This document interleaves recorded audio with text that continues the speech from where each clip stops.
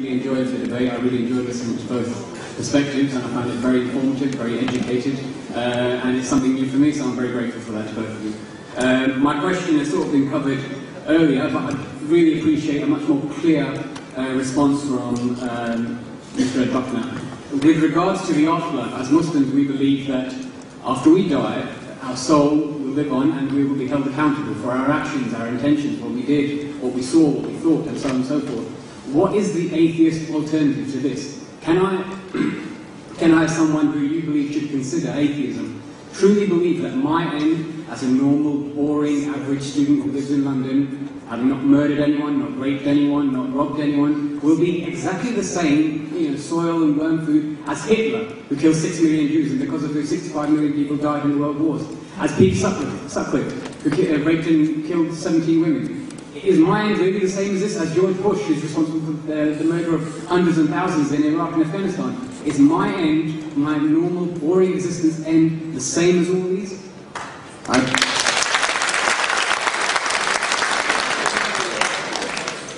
I think your ultimate existence is the same as all of those, and I think that wishing that it were different will not change the facts at all. Now, I do think there is a difference. Surely you have a better ability to sleep at night than George Bush.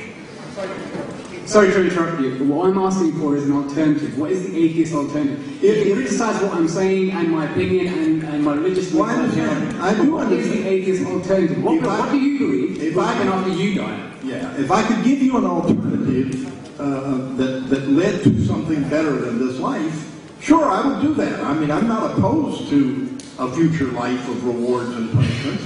And Thomas Jefferson, one of our greatest leaders, believed in such a thing, even though he was certainly not a Christian.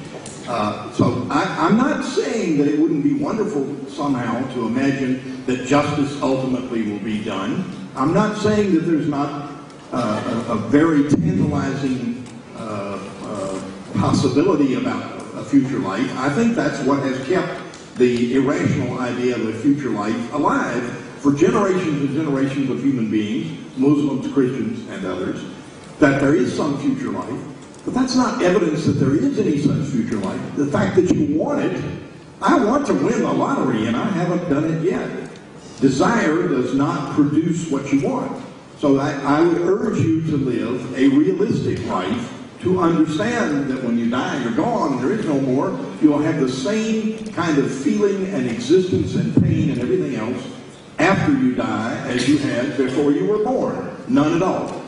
There's nothing to worry about. You're not going to hell. There isn't anything in the future. I can't prove that. I'm not trying to insist that it must be true. But there is no evidence to the contrary. The fact that you believe there is or want to believe it, intensely want to. I can accept that your opinion is pretty grounded and pretty open to it can go this way or that way. Can you suggest then, as advice to me, that maybe I should live the life of a drug baron in South Colombia, who live very healthy lives, very happy lives, they rob, they cheat, they steal, and they die peacefully in their sleep. They live rich lives, they eat good food, they sleep with many women. Is this the best advice for me? Is this the sort of life I should do? If I've only got one shot, who knows what's going to happen after? Is that the best thing for me to do? If the only thing that is keeping you from robbing and raping and so forth is Islam, I definitely want you to keep your faith.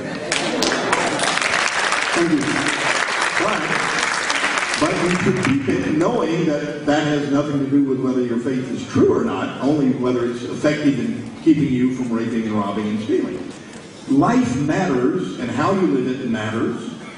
And I certainly recommend that you live a life that you can be proud of, that you can sleep well at night, that you're happy with, and that your neighbors and your friends will respect you for.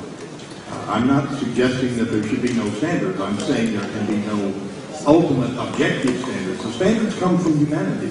We're all we've got, so we better make the best of it. Okay, we'll now take a question.